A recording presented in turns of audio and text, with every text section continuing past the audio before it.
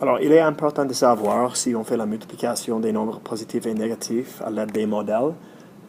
Le nombre en premier représente quelque chose et le nombre en deuxième représente quelque chose aussi. Alors, si on utilise par exemple le problème 2 fois négatif, ou bien je vais faire un nombre positif en premier, 2 fois 3. On sait que 2 fois 3 égale 6, mais comment est-ce que tu peux représenter ça avec un modèle? D'abord, le premier nombre, comme j'ai dit, est important à savoir, et le deuxième nombre est important à savoir, ce que ça représente aussi. Le premier nombre représente combien de groupes, ou combien de dépôts, on va appeler ça un dépôt, combien de dépôts il y a, et le 3 représente la grandeur du dépôt, et combien de carreaux sont déposés. Okay, alors combien?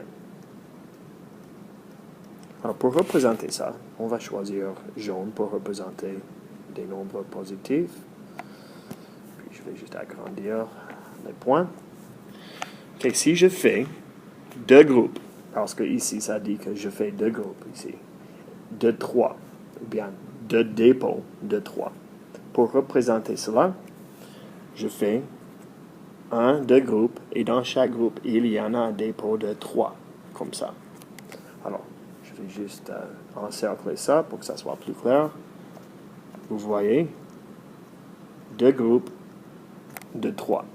Et comme vous savez, si vous comptez tous les points, vous savez que vous avez 6 comme réponse. Et ça, c'est comment vous pouvez représenter les nombres positifs.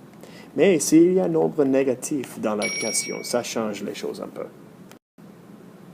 Par exemple, si vous avez le problème 4 fois négatif 3, vous savez toujours que le 4 représente combien de dépôts il y a.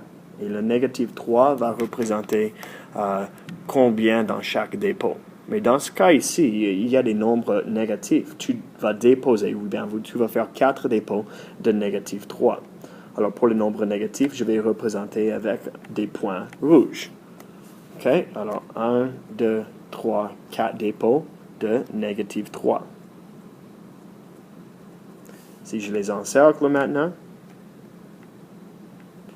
tu vas bien voir les 4 différents dépôts qu'on fait. OK? Alors, on sait que la réponse est négative 12.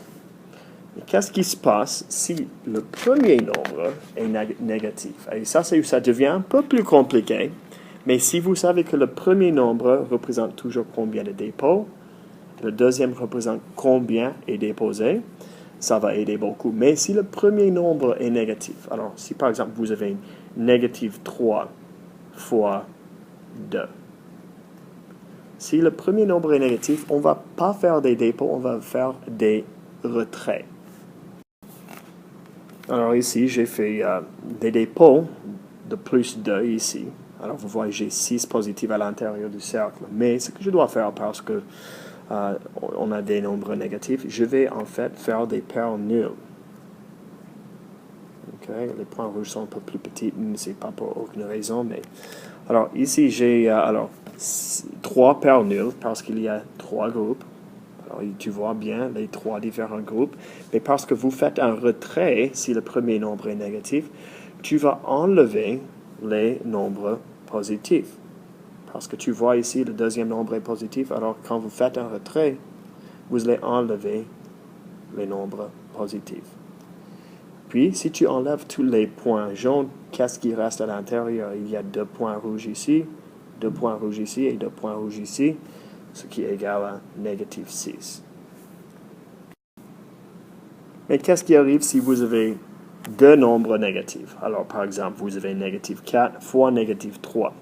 Vous allez faire des dépôts, ou bien ce que vous allez faire, je ne devrais pas utiliser le mot dépôt dans ce cas.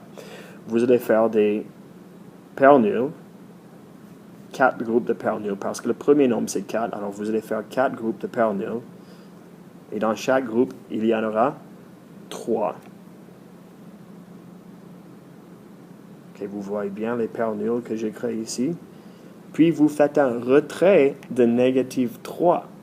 OK? Alors, vous faites un retrait parce que le deuxième nombre est négatif.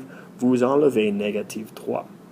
Alors, quand vous faites un retrait de négative 3, 4 fois, ce qui va arriver, vous allez enlever ce groupe de 3, ce groupe de 3, ce groupe de 3 et ce groupe de 3. Alors, vous faites un retrait. C'est enlevé du cercle, comme ça.